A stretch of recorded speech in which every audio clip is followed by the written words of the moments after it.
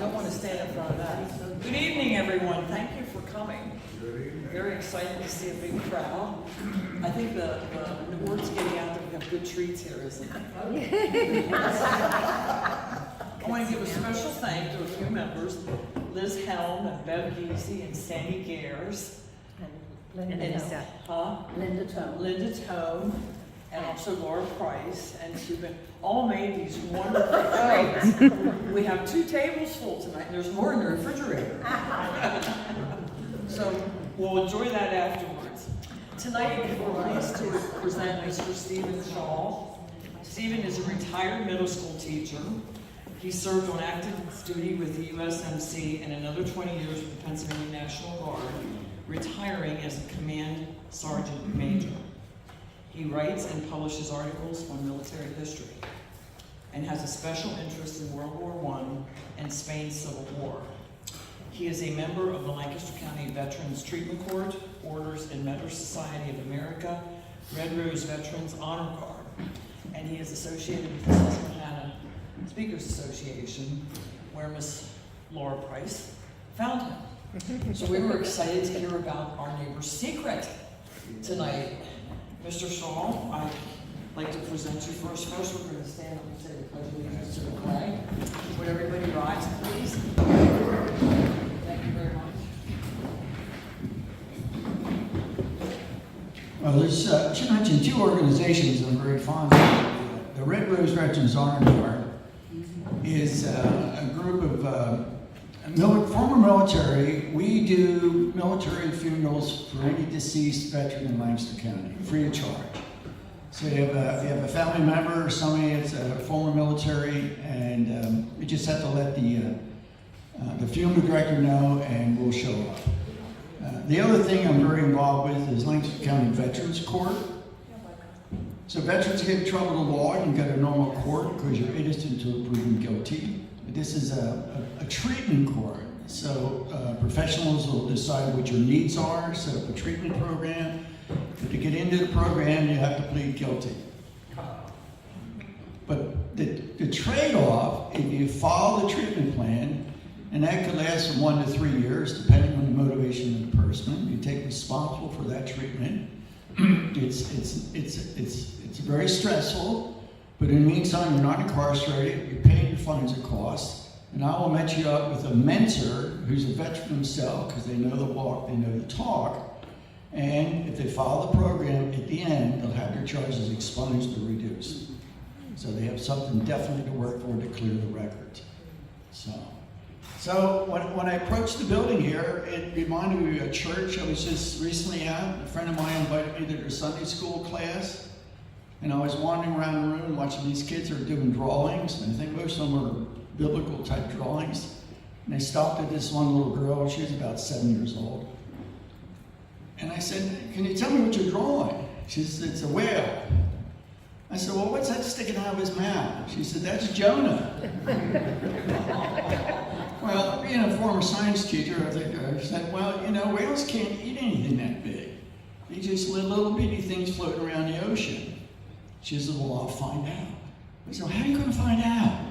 So when I get up to heaven, I'll find out. I said, "Oh, that's interesting." I said, "What if he goes down to that dark, scary, warm place?" And she looked at me very earnestly and said, "Then you ask him."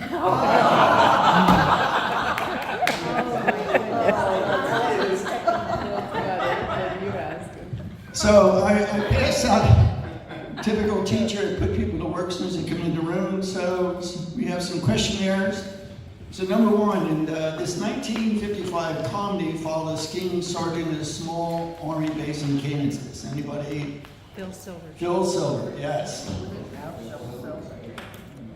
In 1962, this program tracked a frontline Army infantry squad and they battered across Europe. Combat? Combat. Very good. Yes. Number 3, this 1966 series chronicles the World War II adventures of 4-man commando team that wreaked havoc on the Field Marshal Rommel in North Africa. Rat Patrol. And this one still plays on TV. Yeah. right? MASH? Right.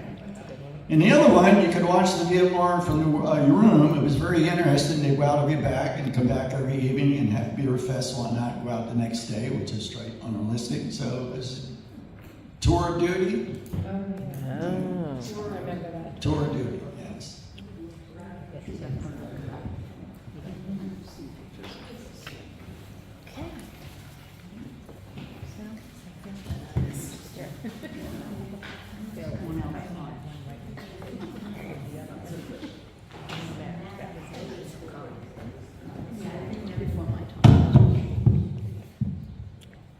To make a connection with my computer. Excuse me a second.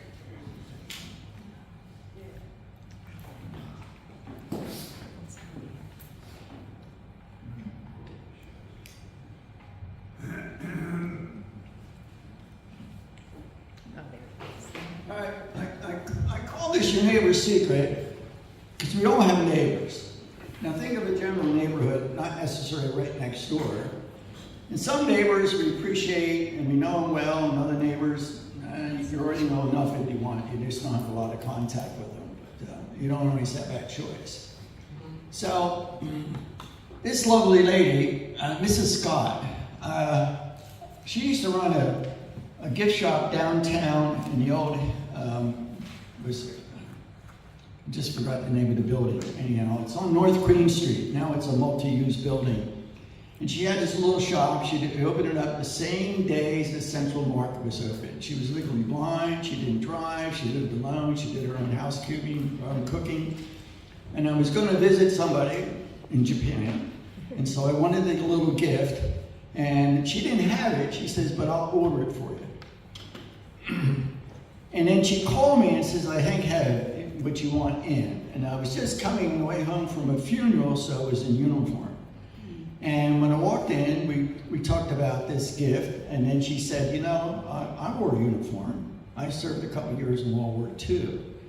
And she turned out she was secretary to George C. Marshall. Wow. And we had lunch a couple times to get the rest of her story, because I published about 15 different magazine articles related to military.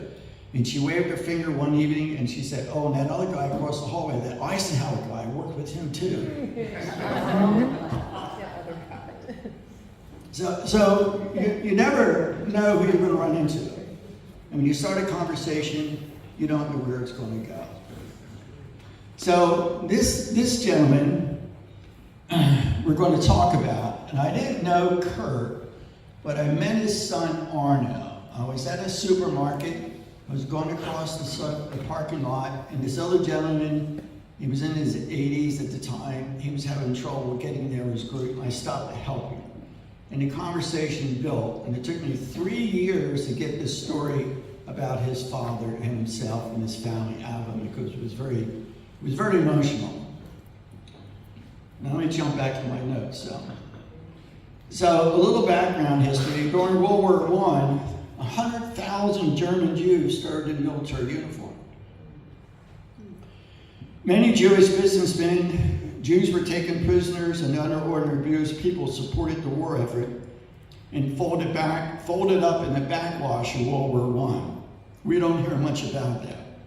German Jews, as well as ordinary Germans, endured the frontline waterlogged trenches, the gas attacks, submarine warfare in the North Sea, and labored in the Ruhr Valley factories. Yes, there was some anti-Semitism at that time, same as there was in America. Nonetheless, the Jews lived and were never separated as a well-defined category until the dark days of the Third Reich. Following the Franco-Prussian War, that was in 1870, and that's when all the little states became known as the German Empire. No Jew received an officer's commission. As far as the German military was concerned, Jews lacked the physical attributes that made a sound soldier, lacked fearlessness and aggression.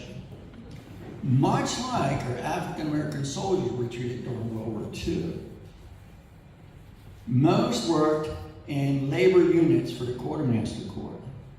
So an example of racism Institutional racism during World War II, there was 473 Medal of Honors given out. And I have a whole separate program on that. Not one went to a black soldier. Now, that was remedied somewhat later, which is a whole separate story.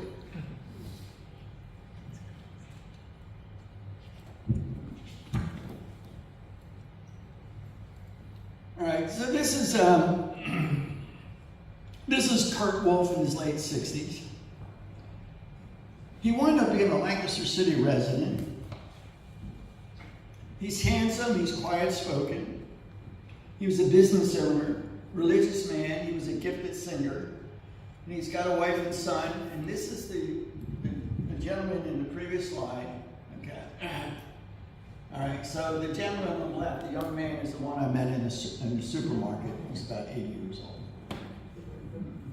So Kurt himself, on the right, grew up in a quiet Jewish town known as Setten, Germany. Beautiful baritone voice. Began singing in the local choir at a synagogue at age 15. In 1914, he graduated from the gymnasium. He studied penmanship and business studies. Now, who studies penmanship these days? And he was looking forward to a career being a singer and entertainer. But however, the war broke out. So that's his wife, Elsie, and son, Gerhard, and he uses the nickname Arno. So this is the Kurt Wolf I discovered. So he was a trench fighter. His whole family wound up in a detention camp. Went up to displaced Pearsons later on.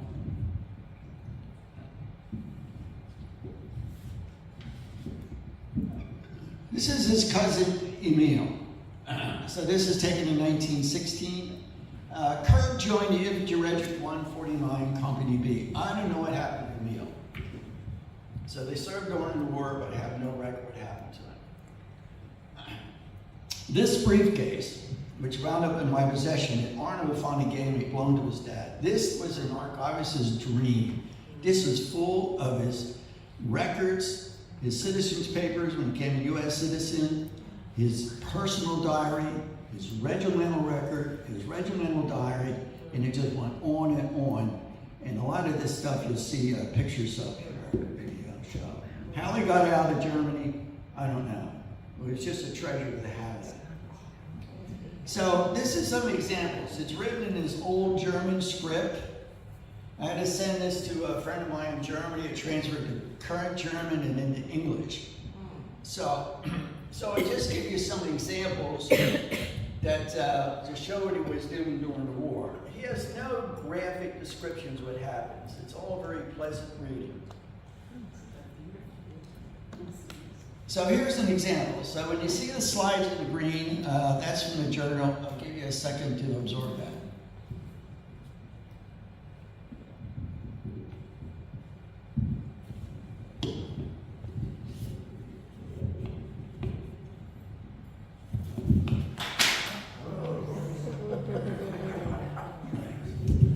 Let's see if I can put this in my pocket.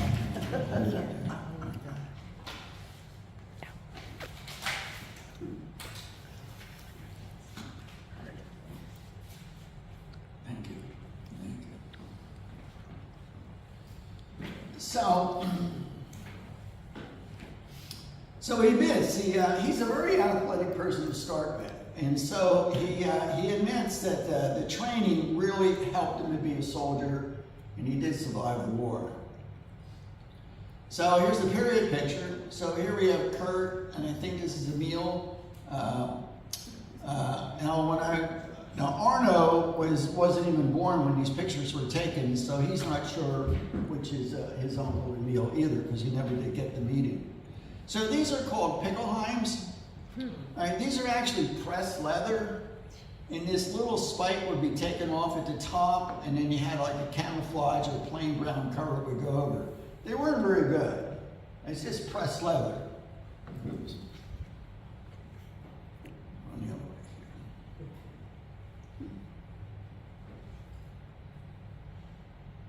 here. Another period picture. If he's in there, we've never identified him. So down the front, you have these heavy machine guns. All right, they're water cooled. They have this water cooled tank. It goes down to a tank that filtered the water so it keeps the barrel cool so it doesn't burn out.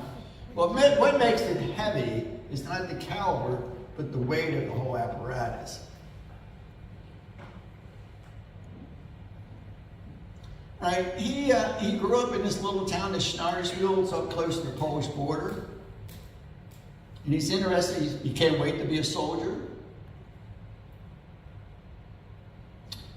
And think about, there's that one burly German sergeant on TV, Sergeant Klink. Yeah, think about him. So this mister is sporting this unusual mustache. And you can imagine him drawing his saber and showing his displeasure with you some morning in formation. But he has this lovely habit not being quite sober in the morning.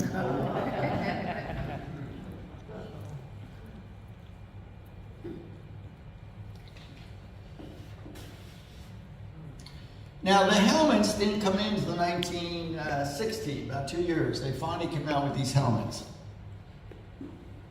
Okay, and actually, they had a veterans group called a Stilhelm after the war. The Steel helmets was the veterans group after the war. So a lot of mustaches there.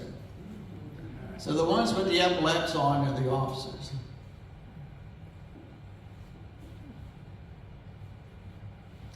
So he gets a scolding from his Sergeant Hahn one more because of this postcard he sent at home. So he's a volunteer. He's expected to serve a year, but the other guy's a lifer, so he's going to serve for the duration of the war. So there's a big difference. But eventually they become friends. So he talks a little about a trench life. So we got all this vermin and rats and the different things in the trenches. There's nothing to do during the day, so they work on improving their position at night. So why at nighttime? Right, the enemy can't see you because they can see you out there working on your trenches. They're going to welcome you with artillery. So you do your trench improvements at night. So we have the battle, first battle of Ypres. There was 3 battles of Ypres. This is the first time poison gas was used. You can see these poor substitutes for gas masks. They didn't work very well. There even some evidence they was just soak them in urine. They thought that would help. So this particular battle, the British lost 60,000 and the Germans lost 165,000. Probably at the time because the Germans had higher casualty. They're the ones who were probably doing the attackers. So this is a group waiting to cross no man's land. I need a second here to reorganize my notes here.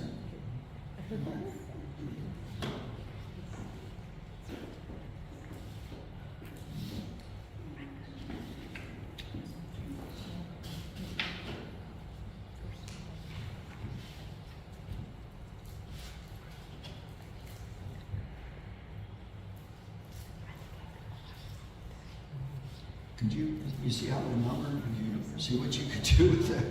Move on here. These guys are known as storm troops. They're aggressive trench line people.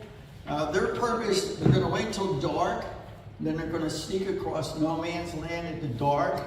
A lot of times there'll be artillery to mask their movements and no man, but anybody out in no man's land, anybody could shoot them out there. So it was a very dangerous job. So Kurt volunteered for this. And he must have done very well because he's got these awards. This is an Iron Cross second class. It suspends from a ribbon. And this pins directly on. This is like a Bronze Star and a Silver Star equal to American awards. All right, there is thousands where these were given out. All right, these are a little more difficult to get, and then there's higher awards from that. So he did get those 2 awards. I did get them from his son. You can find hundreds of these if you go to military shows, but to find one that's attributed to a particular soldier is much more difficult. And I had a lot of friends that wanted these stuff. And I wouldn't sell it to them because they didn't want the paperwork. Paperwork is a burden. So then what I did, we had the World War I, the U.S. World War I museum in Kansas City, Missouri. So I donated all these materials you see to the museum out there. So it's preserved forever. So he has a friend that gets killed.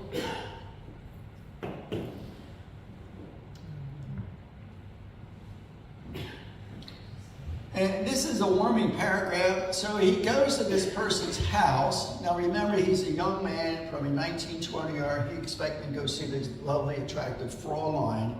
And oh my God, she's almost 60 years old. But her name survives, and the town she lives. And he was appreciative that he got this not quite ripe apple and a pencil, which I'm sure in the trench lines was very cherished. So General Volkheim was, he's going to change some strategy. So he's going to attack Verdun. Now Verdun was not one fort. There was a whole bunch of series of forts around the 13-mile area. And he figured when he attacks this, France will take this as a man of honor and defend this to the last man, and they'll just wear the French army down through attrition, and then go out to what he considered the real enemy, England. Now, where do we get here? So you're saying trying to put the in order. So that numbers. Oh, here we got 18. Oops.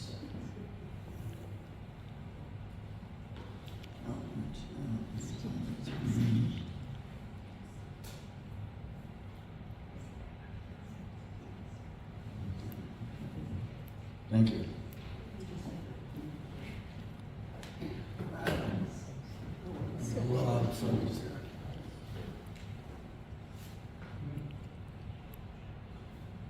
So here's Verdun, and it's 13 miles down to Paris.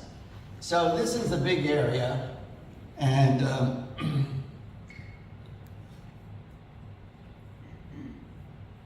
so the Battle of Verdun is considered the greatest and lengthiest battles in history up to this point. Never before since there been such a lengthy battle involving so many men on a 6 square mile of land.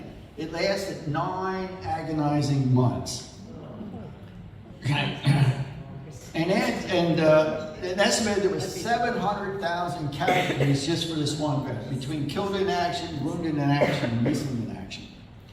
Now, they used a lot of artillery, and when you're down in those trenches and the artillery is constant coming in, and the trenches collapse, you're blown up in the trenches, you get killed, you fall in the trenches. The British, during World War II, never found 55,000 British soldiers. They were just lost in that muck and mud. We've lost, since World War I, about 80,000 we've never found. Now, most of those in the South Pacific. So we did all that island hopping with the temperature and the climate down here. It doesn't take long for a body to disintegrate.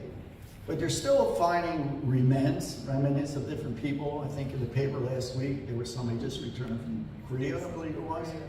Yeah, so they still turn out. All right, he called this program Vesputin to bleed them to death. It hardly changed anything in the battlefield after a while. All right. Kitchener's army was the first British units that went over there. All right, so all these different things to eliminate people, all these different ways. So it became what we call the largest graveyard of death. All right, so these Germans are ready to jump off and make some attacks somewhere. Here, a pair of boots were found in the Aragon forest.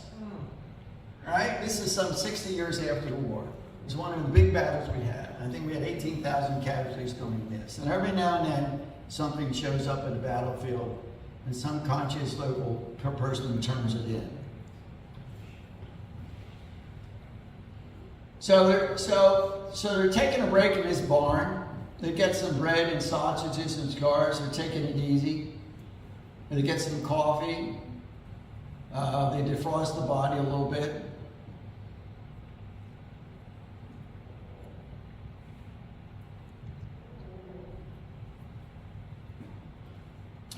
So they're making some friends as camaraderie, so they're looking to consider this as his family right now during the war.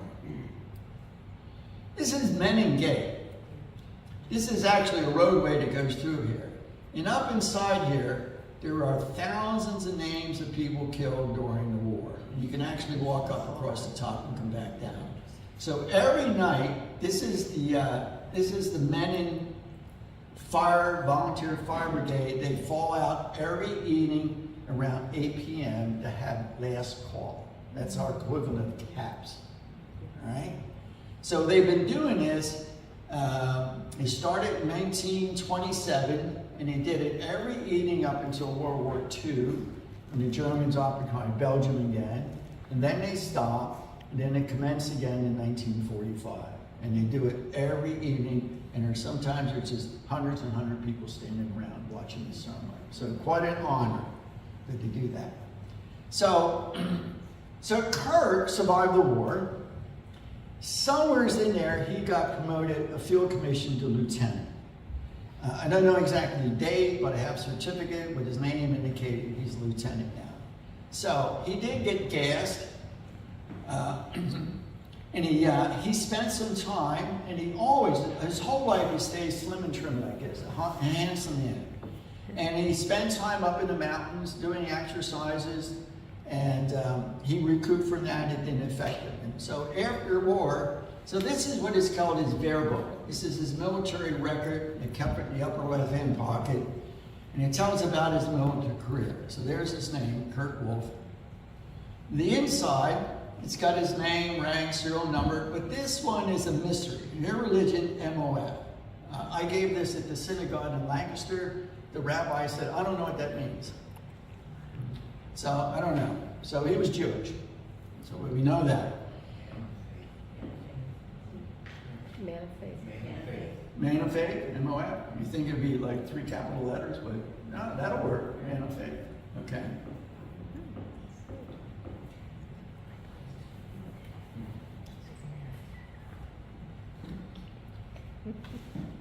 So he talks some more about it in his diary. He takes leave and he goes back, takes the train, and he goes through all these towns. If you ever take it, if you're going on military leave, you take public transportation, it never moves fast enough. It never moves. And finally, he gets down to the Schneidersmühl, has some family. He's promoted to NCO, and then he returns to his unit.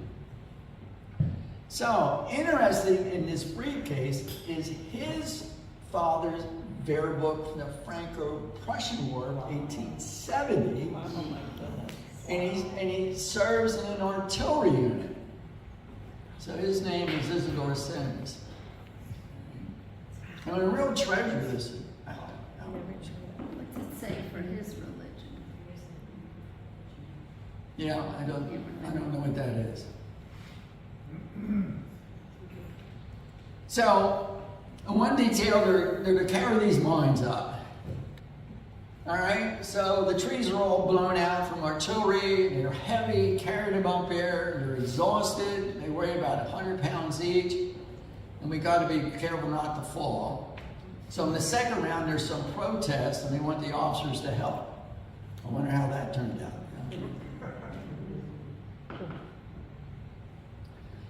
So in middle of so the war starts in 1914, so it ends in 1918. So 2 years into the war, this is a postcard was sent out by the Kaiser. Merry Christmas, do a good job out there. And so this is the translation down below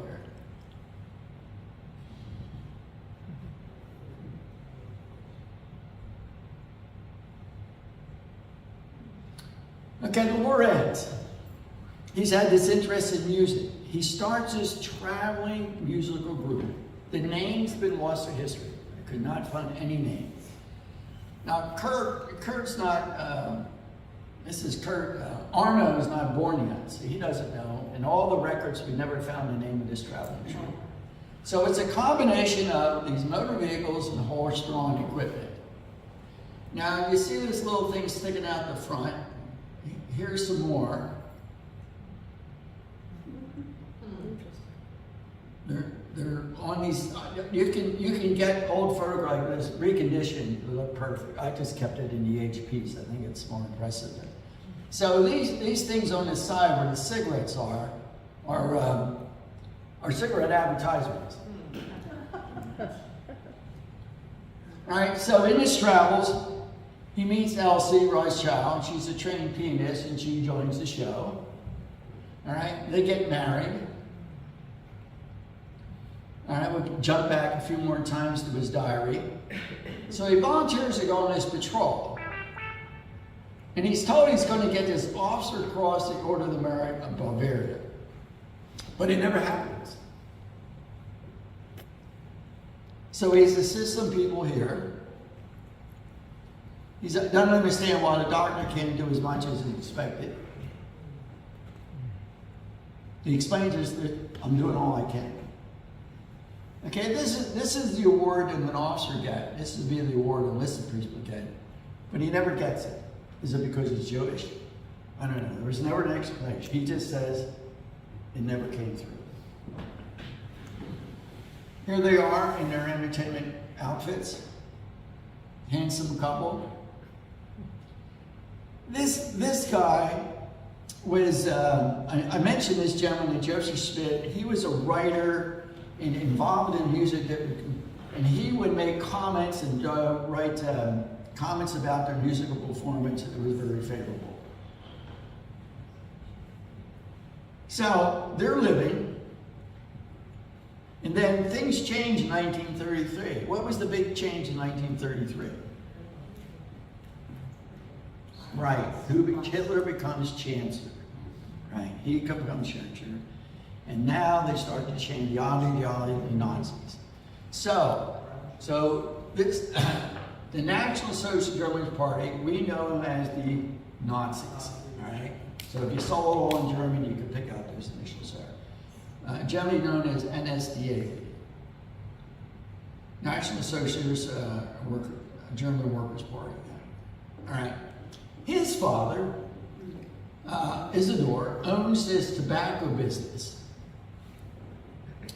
Now, this is in Schneidersmühl, and as we don't know how much building was destroyed, but the Russians came through this town during the war on their way to Berlin. There was a lot of damage. They tried to finally get some reimbursements for all the losses, but it never came to be.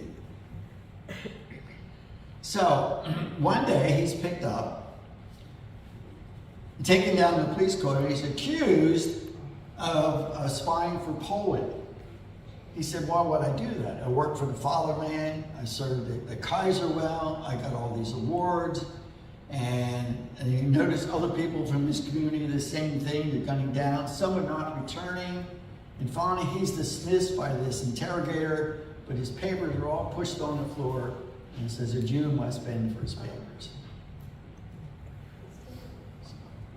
So, back to the journal, he gets awarded the Iron Cross First Class, a very distinguished award, but he's denied the promotion, and so they send him off this machine gun course to appease him for a while. Then he comes back to his company. There's something going on at the front. It doesn't say in his journal, and they're all dismissed from this course, and they go back to the fighting. He passes all his tests. He gets dismissed without his promotion, and he learns later on that the adjutant, the adjutant is usually the administrative assistant to a commander, tells him, as long as I'm here, no Jews can be made an officer. Well, this guy did well because he got injured, and then after the war he died from his wounds. We've all seen pictures of the Jews being loaded on the trains. They got the armbands on, they're shuffled off. Arno said when he was a little kid, he and his sister and his other brother were supposed to keep these bags packed. His job was to put these damp bath towels over the windows So neighbors didn't think they're conspiring as Jews or doing something about the government. And then Dad said, don't touch those suitcases, because someday we might have to leave here in a hurry. And sure enough, I can tell the exact date they left and all that. And they're put on the train, and they're shipped off to this concentration yard in Ehrenberg. Now, it's not a concentration now, it's a detention camp at the time for some undesirables. All right? So they're kept there about 7 months. It's run by these criminal element that keeps the other people in line in the camp. And these capos are not friendly. They have these big batons, the big black batons. They just whack you for any reason, and they get special privileges that keeps them in their power. So we know what else happens here. So we're all familiar with the different concentration camps and the ovens. All right. Now, if you see these little green squares, these are little sub-camps. The big black squares are main camp, Dachau, and all those different places.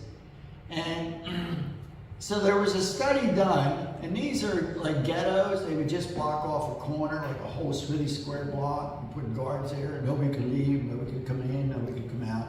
And that kept everybody under control. And so with all these different things, it's hard to believe that the average German didn't know what was going on. Right. So,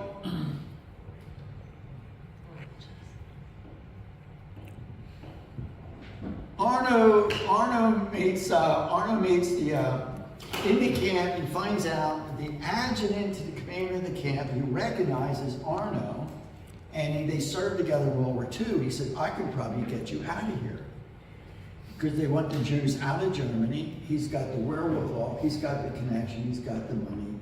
So, they make arrangements for Arno and the 3 kids, and the in-laws are all in there with them. And they get stopped at the camp, they stop at the gate, and the guard says, yeah, you, Arno, your wife, Elsie, and this young man, who's the smallest one, can leave. All the rest became victims of the Holocaust. And I can tell you where they went and all that, and they went to Auschwitz, and they all got, unfortunately, they all went to the ovens there. Now, why was Arno picked? Maybe because he was that young, he wasn't good for slave labor. We don't know. Arno doesn't know. All right. So they get back, and they go back to Schneider's Knoll. Elsie has some in-laws that live in Baltimore that own the Sun Life Insurance Company. Would you sponsor a visa? Now, they don't realize what's going on in Germany. There's not a lot of news coming out. And then you're responsible for these people. So, as a precaution, they send one to Arno. And Arno said, when I get to the United States, somehow I'll get 2 more visas, send them back for Elsie and for Arno. This is Kurt. I keep getting the names mixed up. In the meantime, when they're still in Germany, we have Kristallnacht. And these are other foreign names for the same incident. So November 9th and 10th, and that's when they're burning the temples and throwing this stuff in the streets and beating up all the businessmen and smashing the windows in the buildings. All right, who's doing this? A lot of this is by the brown shirts. All right, these are Hitler's bodyguard, and this is the German name known as the SA. And you have the ones in the brown shirts, and you have ones in real black uniforms. That's the SS. That's your Schutzstaffel. All right, I think this is the last one. All right, so he's out on patrol, and they're making their way across this no man's land, and just when they get in the other trenches, he gets entangled in this entanglement, and whoever's courting the artillery, the master position, some of that's fallen on them. And he says one of these huge pieces of artillery lands right between his legs. And he was fortunate he lived through that. Yeah, right here between his legs.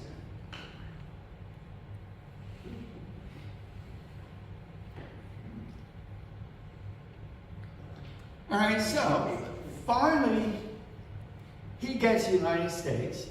He sends the passports back for Elsie and Arno.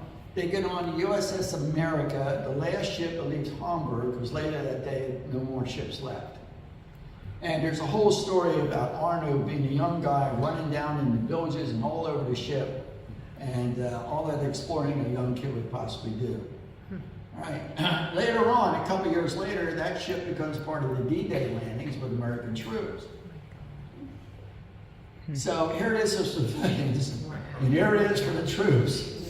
And it's somewhere, I read in a part, it's down in the Delaware River, if somebody wants to have invest to make this into a hotel. Good for you. All right, so here's the Second Reich when Arno leaves, and then finally when Elsie leaves, we got the Third Reich. What was the First Reich? We got 2 and 3. What was number 1? It was part of the Holy Roman Empire. So there's the inside. There's Kurt's. Here's Elsie's. So what's this business up here? Right. J for G. This was this material was her passport while she was back in Germany. It's like the old oil club we used to in the 50s. You had the tabletops for that, dining room table and stuff. Yeah.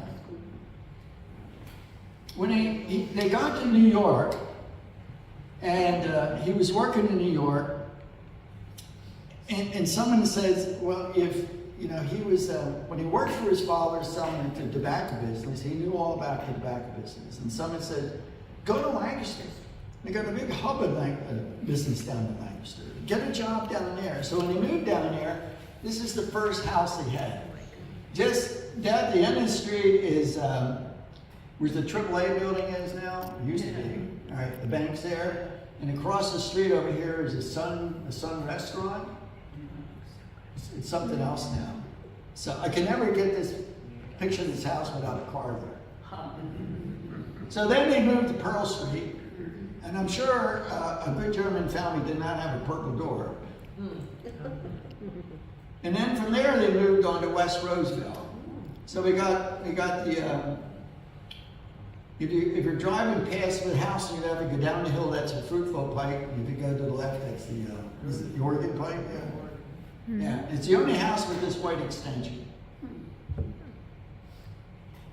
So he's gone down the street, and he's working at this Billiard Cigar Company, also known as Lancaster Leaf. It's North Water Limerick Streets. And he's a tobacco shaker. Yeah, it's a terrible job. You can just do all those tobacco stalks, the Amish cut them out, and you got to shake all the dust out of them and do something else with them. And it's not a very pleasant job. And he probably went there dressed as a gentleman, an educated German, probably with a coat and a vest and a hat on. Probably got mocked and kids would do at school today. But then he's going down North Prince Street, and he passes the Walter Fisher Tire Company, and they sell tires and retread. It's the first business in Lancaster that had white walls. And they got a sign, they need a business person. Well, he studied business. He goes in and gets the job. And then somebody tried to tell me he got the job because he could speak German, he could deal with the Amish. Okay, explain the connection with tires and the Amish. Explain that to me.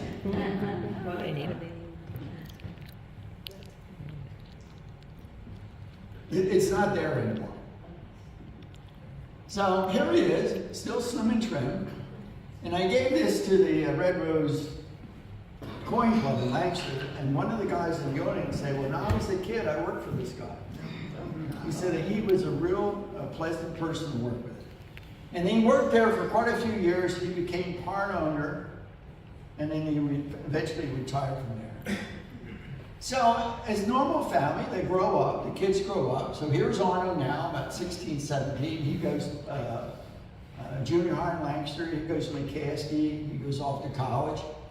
There's Elsie. There's Kurt. some other family members. So when the war ends, he's in Warsaw. He's in enemy territory. You know, so they had to make arrangements with the Warsaw, the Polish there, to help escort him to get out of town so the locals didn't take shots at him.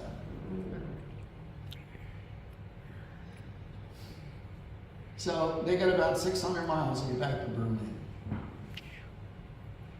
So he's got the horrible days of war behind him. He's back in one piece, he's safe and sound. This was a certificate that was delivered in 1935, was that 17 years after war, by this police lieutenant to him. Here's what it said. Look. I lost it says to Kurt Wolf, honorable businessman for serving in World War II. Did he get it because he's a Jewish officer now? Or did everyone in the war? And with this, he could go down and get a World War II medal. Which you had to buy on your own. Somewhere in this stack, I have the translation. All right, this hanged in Kurt's apartment. This tells all, here's what it says. So it says he served at Verdun and all these different places during the battle. It's like his DD-214. It's a summary of his military experience. So it said lieutenant, so we know he got a promotion.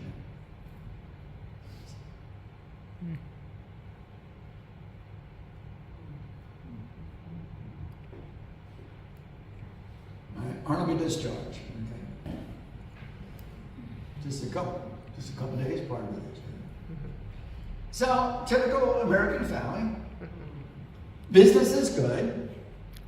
They take trips. They go on vacations. He calls it a physical culture he uses in his journey. You see a lot of activity like this. They're doing leapfrogs, little things down at the beach, exercise. Who does that? Yeah. So he belonged to this synagogue. I gave this presentation down there.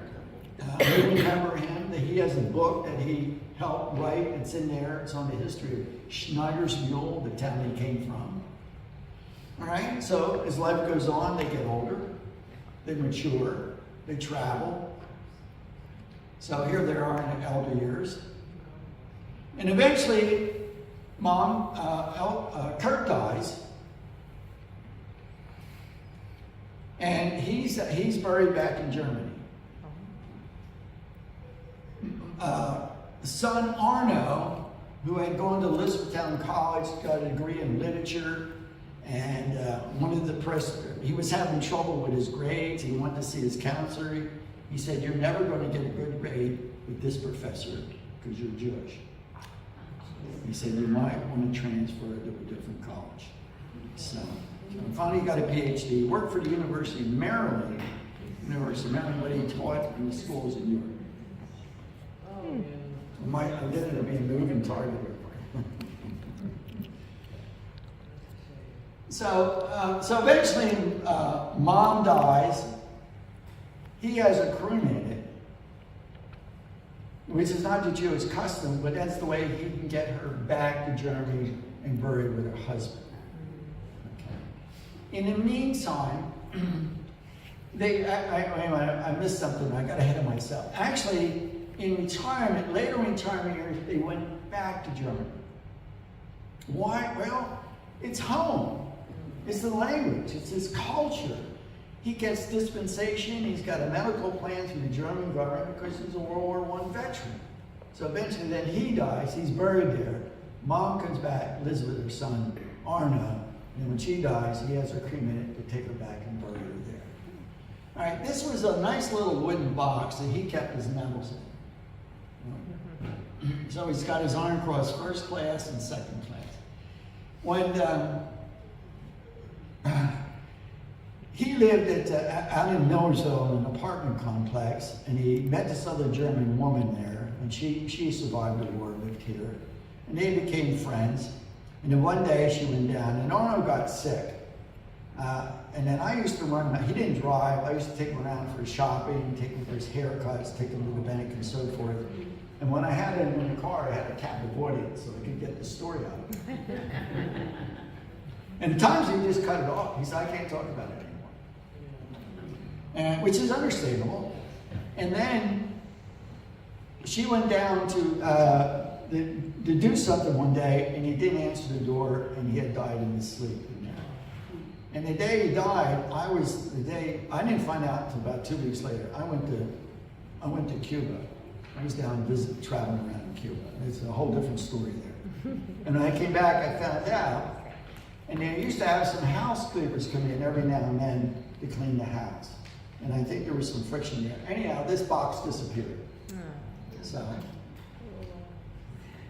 but the medal survived. So they're out in the museum out in Kansas City. All right, so this is Donald Wolf. He was 80 years old when he passed away. He lived in Millersville. He was a real gentleman. He was a real storyteller. And so there's a little story about Kurt Wolf, warrior, handsome, quiet-spoken, husband, father. So what's your neighbor's secret? Right. So that's the inside of their passports.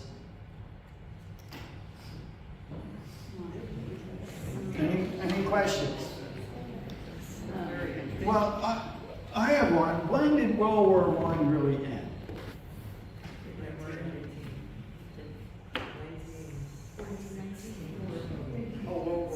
World War I. November 17. November 11th, your birthday. Right, 1918. 18. The Versailles Treaty wasn't signed until the following year in 1919. And then he had reparations to pay. Right. France, England, us, they owe us tons of money.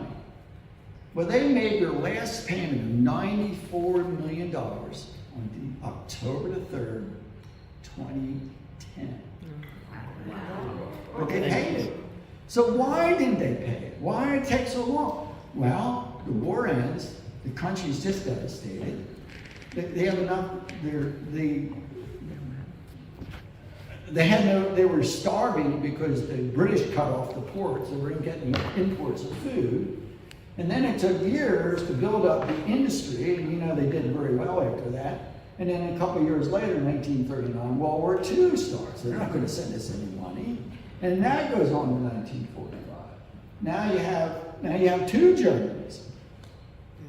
And you have the Russians' influence there.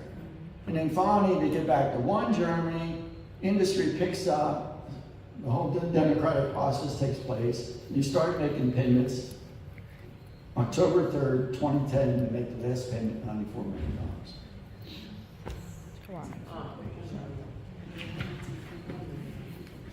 Any questions?